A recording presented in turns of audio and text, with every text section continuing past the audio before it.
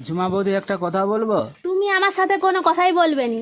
ঠিক আছে, তোমার ভালোর জন্য বলবো ভেবেছিলাম, তাহলে বলবো না। এই শোনো, বলো।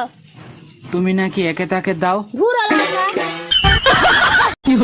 এই কি হয়েছে, মুখ ফুলাই বসে আছো কেন? কারোর সাথে ঝগড়া হয়েছে নাকি? দেখো এমনিতেই মাথা খারাপ আছে, উল্টাপাল্টা কিছু বললে কিন্তু অঘটন ঘটে যাবে। মাথা তো তোমাদের বংশগত খারাপ। আমি চিন্তা করতেছি খারাপ জিনিস বারবার খারাপ হয় কি করে।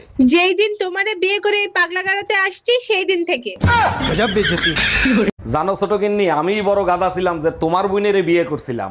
আরে দুলাভাই, আপনি শুধু গাধাই না, অন্ধও ছিলেন। দেখো ছোট গিন্নি, গাধা হইতে পারি, অন্ধ ছিলাম না।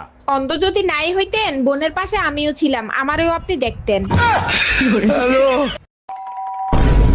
এই তাড়াতাড়ি পালো, আমার বর এসে গেছে। তাড়াতাড়ি পালো, আমার বর এসে গেছে।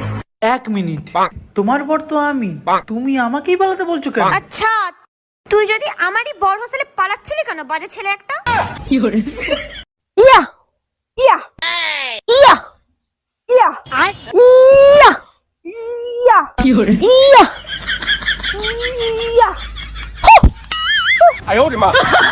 এই রুম্পা, কি হয়েছে তোমার? মন খারাপ কেন?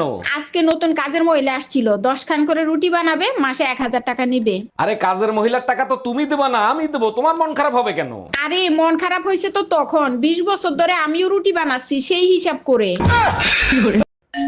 এই এত রাতে তোমারে কে ফোন দেয়? কারেন্ট মিস্ত্রি বাবুলাল ফোন দিচ্ছে। তোমার চেহারা দেখলেই বলে দিতে পারি বাবুলাল ফোন দিছে নাকি বেবিলাল ফোন দিছে। লাউডে দিয়ে ফোন রিসিভ করো। হ্যালো।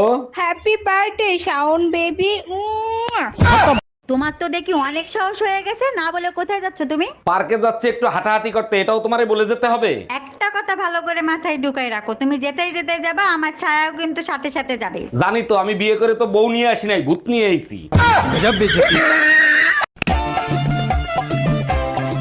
এই তোমারে কতবার বলেছি যে ঘরে এইভাবে পা নাড়াবে না? কেন পা নাড়ালে কি হয়? বিপদ আসে।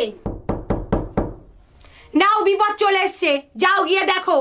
আরে তুমিও না, সত্যি কোথা থেকে যে পাও এসব? আরে আপনি আসেন আসেন আসেন। এই কে এসছে গো? তোমার মা।